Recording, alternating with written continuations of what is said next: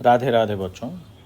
अब हम ये समझना चाह रहे हैं कि फ्रिक्शन नॉर्मल रिएक्शन पे बेस्ड होता है, उस पे डिपेंड करता है।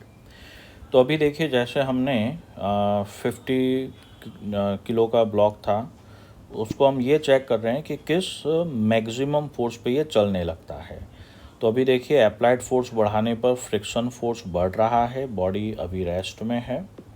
एक पर्टिकुलर फोर्स पे ये मोशन में आएगा, 109 न्यूटन पे भी रेस्ट में है। और ये हम देखें कि रेस्ट में कब आया था, जस्ट इसको वापस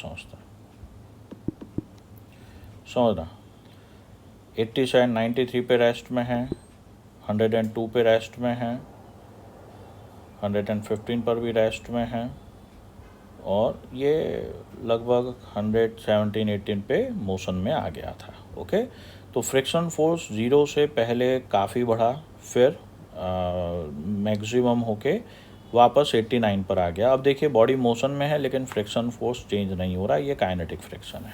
ओके, अब हम क्या करते हैं, अब हमने इसका नेट नॉर्मल रिएक्शन बढ़ा दिया।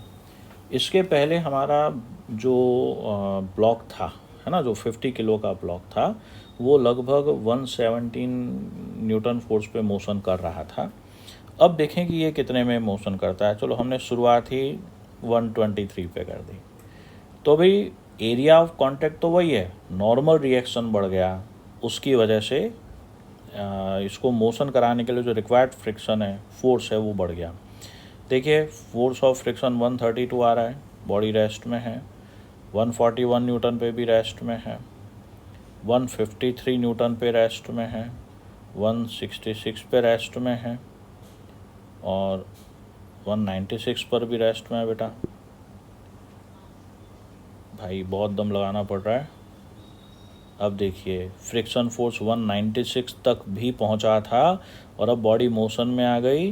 अब फ्रिक्शन फोर्स 180 न्यूटन हो गया, जो काइनेटिक फ्रिक्शन है। तो यहाँ से हमें क्या मालूम पड़ा कि नॉर्मल रिएक्शन जैसे जैसे बढ़ता है, फोर्स ऑफ फ्रिक्शन भी उसी तरह से बढ़ता है। ठीक है, राधे राधे बच्चों।